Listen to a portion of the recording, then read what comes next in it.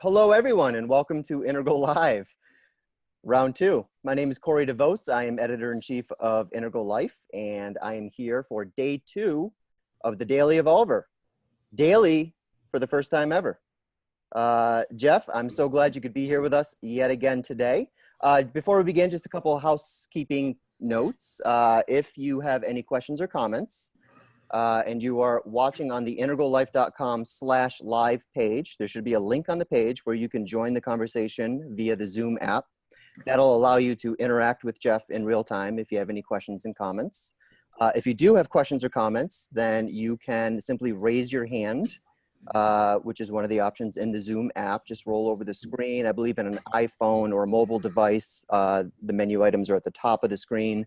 If you're on your computer, the items are on the bottom of the screen, and you're able to either submit a written question through the Q&A, or you can raise your hand, and Jeff will bring you over as a panelist, and you'll be able to interact with him live at the end of the show. So all that said, without any further ado, welcome Jeff Salzman. How you doing, buddy? Doing good. Thanks, Corey. Thanks, everybody. It's good to be back. It's kind of fun doing this this daily thing. You know, as I said, it's always been my sort of fantasy and seems to be easy enough to do now. Today, I want to look at some of the developments regarding North Korea and the back and forth between Trump and Kim Jong-un. And developmental theory really does help us understand this, I think. Yesterday, I ended this podcast by saying that I was more worried about America getting into another war than I have been in a long time. And that's not to say I'm super worried about it, but I've gone from a 2 to a 3 on a 10 scale. And that's significant. And I don't want to go any higher. But part of it is that, you know, when I take into account the character that we know of Donald Trump and the sort of missing pieces of the character of Kim Jong-un we don't know that much about, it's a bad mixture. So let's just see if we could sort this out using some integral understanding. Yesterday, I focused on some research and an article I read in The Atlantic about psychopathic children. And we don't call them psychopathic children. We call them children with callous disorder, lack of emotion, lack of empathy, because it turns out that they're treatable. And we noted that one of the things that really works, the fundamental thing that works with these children is sort of stopping punishment and adding rewards. They don't respond to punishment, and they do respond to rewards. And as I said, I think Trump can be understood in terms of this, because although he's not at the murderous extremes, as some kids are, literally, but he does have some of these qualities that I think help us understand him in these kinds of situations. So I just want to set that aside for a minute as a quick recap as we look at the other side of this potential nightmare, and that is Kim Jong-un. And developmental theory helps us here too, because one of the things that we realize is that the doctrine of mutually assured destruction, the MAD doctrine, did keep the world safe for, 60 years, 70 years, still does, in the sense that the big nuclear powers, Russia, China, and the United States, know that any attack by any of them would create the mutual destruction of all of them. That works for people who are at traditional and higher, and a mature traditional and higher. So we're talking a mature amber into orange and up. And you can tell these people because they don't live in caves. You know, they live in the Kremlin. They have nice lives. They live, in the case of Kim Jong-un, he lives a life of lavish splendor, you know, by any standards. They estimate that he spends $600 million a year on, you know, caviar from Iran and pork from Denmark and Yves Saint Laurent cigarettes. I didn't know there was such a thing, but he has a fleet of Mercedes. It's the whole bit. And so people like that, you know, at that stage want to live, and they want their kids to live, and you know, they aren't into, you know, today is a good day to die. Today is a good day to die is the slogan of the earlier stage, which is what we call magenta or warrior, and early traditional, that sort of violent jihad, like ISIS is in that category. And these are the guys you really have to worry about, because they suicide all the time, you know, with just explosives trapped to their body. Imagine how proud they would be to walk into Central Park with a nuclear knapsack on their back, if there is such a thing, even a dirty bomb. I mean, it would change the world. And so that's really the nuclear threat that in a sense worries me more, that there is so much nuclear material, you know, running, you know, in like Pakistan and places where these people at Red, you know, the warrior today is a good day to die people can get their hands on it. But that's not North Korea. So I'm not sure that gives me a lot. It gives me some comfort knowing that, I gotta say. But there's another factor here that we have to look at that worries me more. And that is that, you know, I've talked yesterday about Trump's childhood. We know something about Kim's childhood too. He was educated in his teenage years in a very expensive school in Switzerland.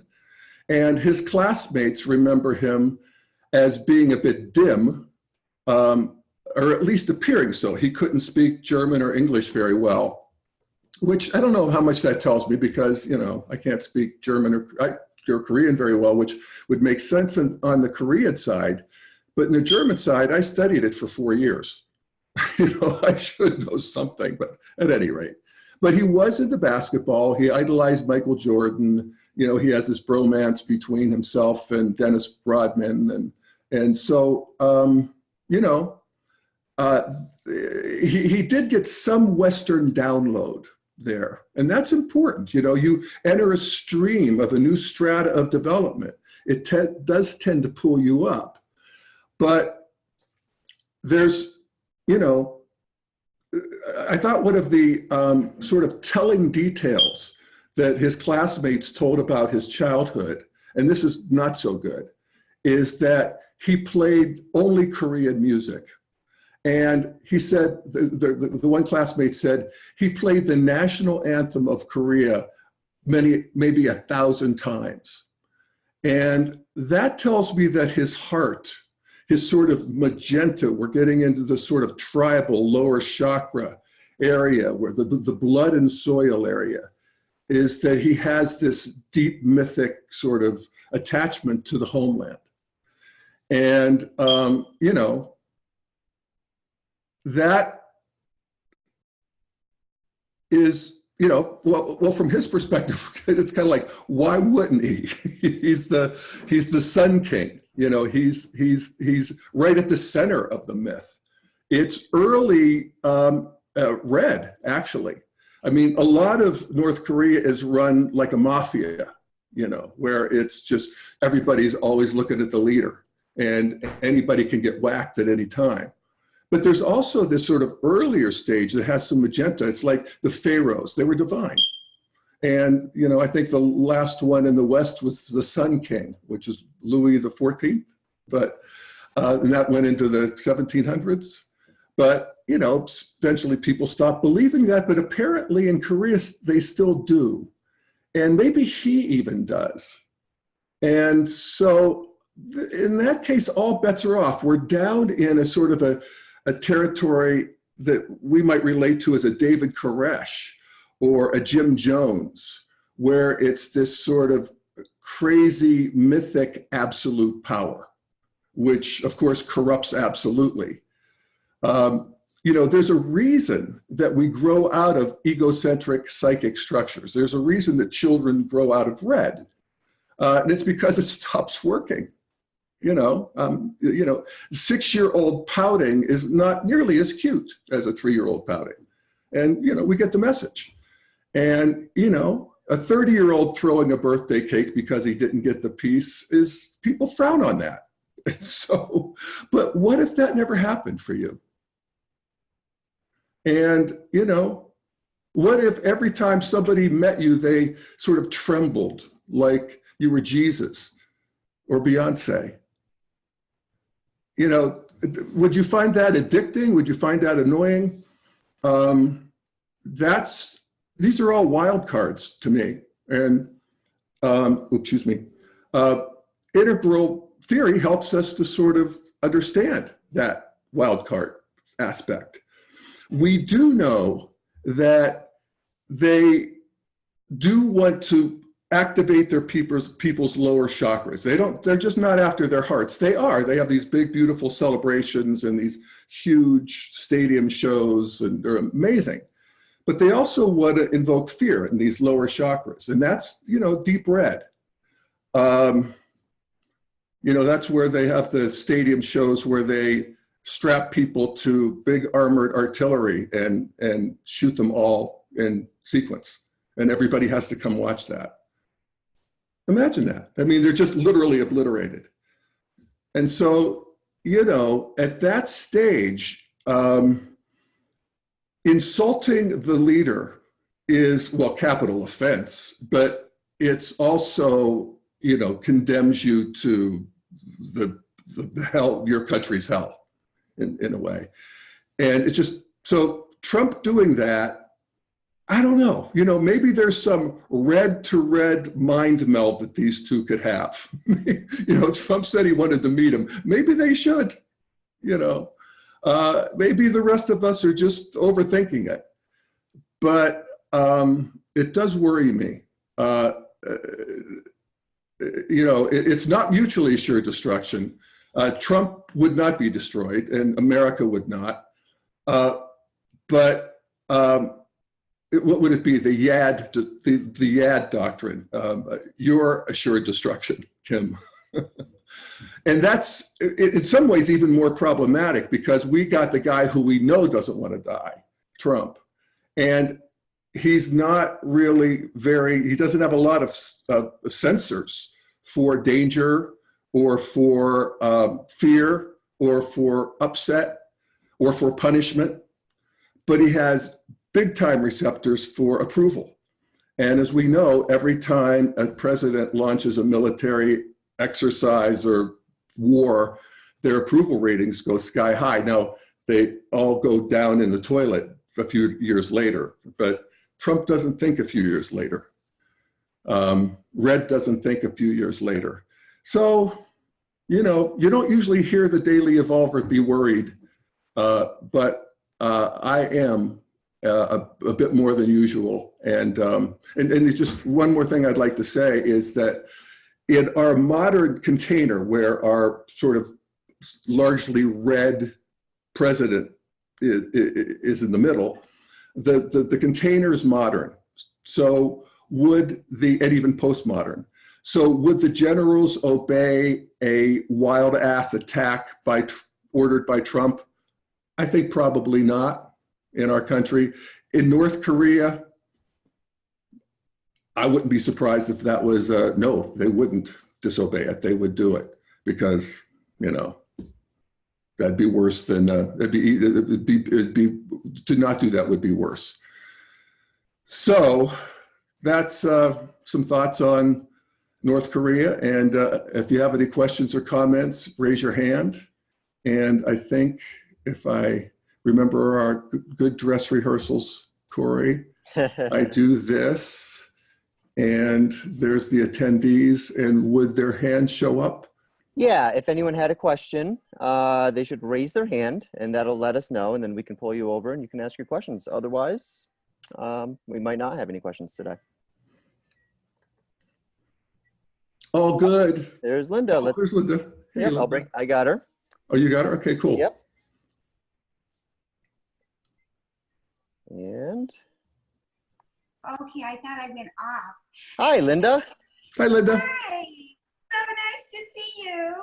Good to see you. Thank you for this.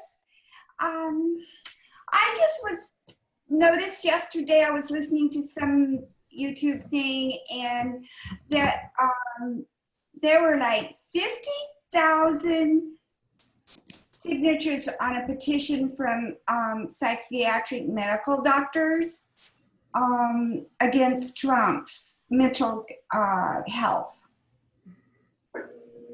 And, you know, amongst a whole list of other things. And it's just astounding that nothing is phasing the structure of it. Yeah.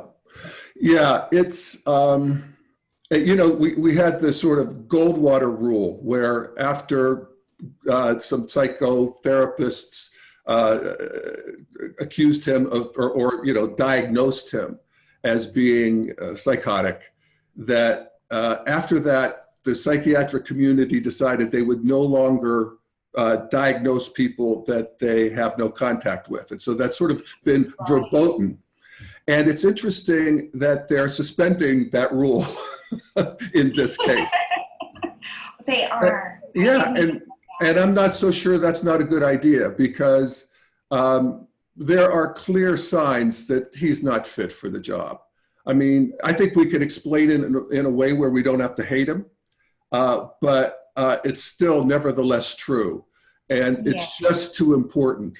So I'm just, you know, hoping and, you know, saluting Robert Mueller and hope that the Congress realizes that, and I think actually most of the establishment in Washington would much prefer President Pence.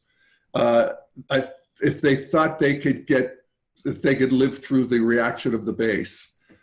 But liberals need to also get their hearts around, or heads around at least, a President Pence too, because the downside is he'd be more effective in implementing a conservative agenda. The upside is he's not going to get us into a crazy war. Yeah, and still not good. Yeah, still not good, but you got to go with non-crazy if you can. Right, definitely. Well, that you know, that's my take. Yeah. Thanks so much. You're welcome. Thank you. Thank you, Linda. You're welcome. All right. Are there any other questions for Jeff today? You know, Jeff, as Linda was asking her question, you know, it occurred to me that we're really starting to see our Constitution is starting to show its age a little bit. And we're being challenged by the fact that, you know, we simply don't have any real mechanisms in place to protect us when we have a, you know, a presidency gone wild. Particularly when, you know, Congress is stacked with Republicans. You know, everyone is sort of banking on Mueller coming out with something incontrovertible and undeniable, something that would be sort of immune from the, you know, epistemic sort of erosion of the post-truth era, some undeniable facts. But a lot of people are concerned and thinking, you know, even if those facts come out, is that going to be enough? You know, we just heard on Friday that there were something like 21 different states have records of their voting systems being hacked by Russia. And there's no mechanism to do anything about that. You know, now that Hillary Clinton is sort of coming back to the surface, everyone is accusing her of sort of triangulating herself so that she can challenge the November 8th decision. But obviously that's not what she's doing, because there's no mechanism to do that. So we're either banking on, you know, a large enough plurality of Americans believing the Mueller report, whatever it might be, or some Republican insider invoking the 25th Amendment. And I'm not sure how confident I feel about either of those, those avenues. Yeah, I think it's possible that neither will happen. But I do think that just in terms of the undeniable facts, they're going to be deniable to about 30% of the population. I don't care what facts they are. Yeah, that's right. And I use the example of my dad, who was a great guy. He went to his grave feeling that Richard Nixon had been railroaded. Right.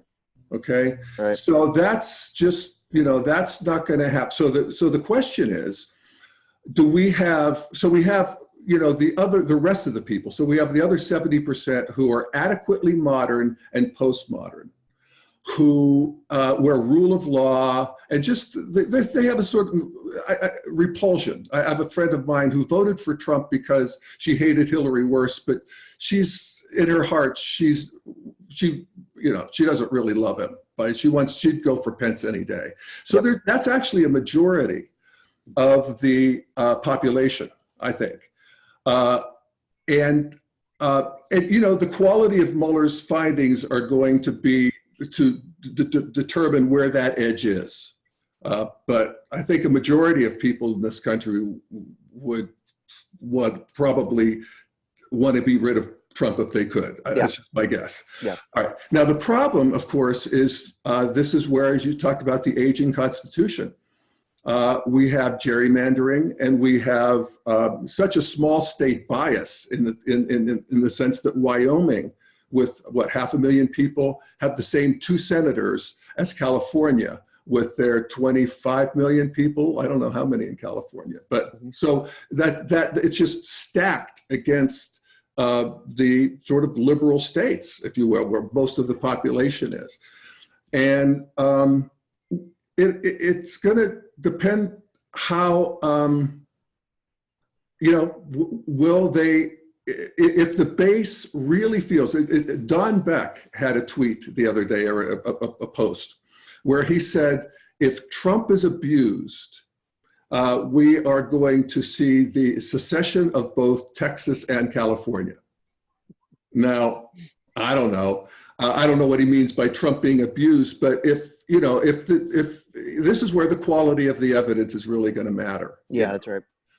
To the movable middle, not to either extreme. Either extreme's already set.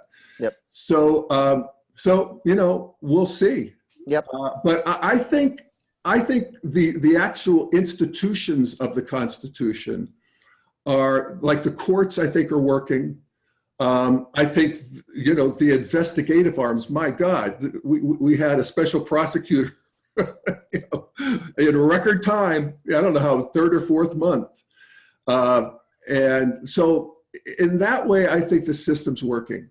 Yeah, I agree. And that's testament to sort of the modern container that Trump is thrashing around in, that you mentioned earlier. Yeah, exactly. It's holding forth. Yeah, it is. And I guess my take, the nice thing about an integral perspective is that, you're really able to both, hold a very encouraging and optimistic and sort of evolutionary view of what we're going through right now, as well as a very pragmatic sensitivity to the real world suffering that people are experiencing. And, you and I, in previous conversations, I think we both agree, whether or not you love or hate Donald Trump, he's clearly acting as sort of a chemotherapy for this country. And, in the long run, that's probably good for the overall survivability and thrivability of our country. Our biggest hope as integralists is that not too many healthy cells get lost in the process. Beautifully put. That's a terrific metaphor. Yeah. Or analogy. One of those. Simile, maybe? I get them mixed up. Yes, it's true. We want a minimum of destruction as we learn these lessons. That's right. And, so, that's why I pray for a sane resolution or muddling through this North Korea crisis. That's right. Yep. And we need to take, each victory as it comes. So Graham Cassidy bill just announced today, they're not going to be voting on it. That's a win for the alleviation of suffering. Yes, it is. Indeed. Yeah. And a topic for another day. That's right. Yeah. Because we're doing this daily. Yeah, baby. At least for the rest of this week. That's right. And then we're going to reevaluate. And then I'm going to do everything I can to talk you into doing it for another week. Cool, man. I'm loving it. So, so great to see everybody again. And so good to be with you, Corey. And thank you again for this opportunity. Of course. And one more plug for the What Now conference coming up over New Year's that Integral Life is promoting. And it's going to be a terrific event.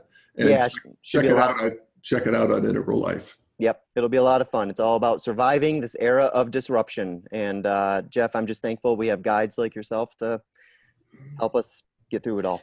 Yep. Thanks, guys. All Thanks, right. folks.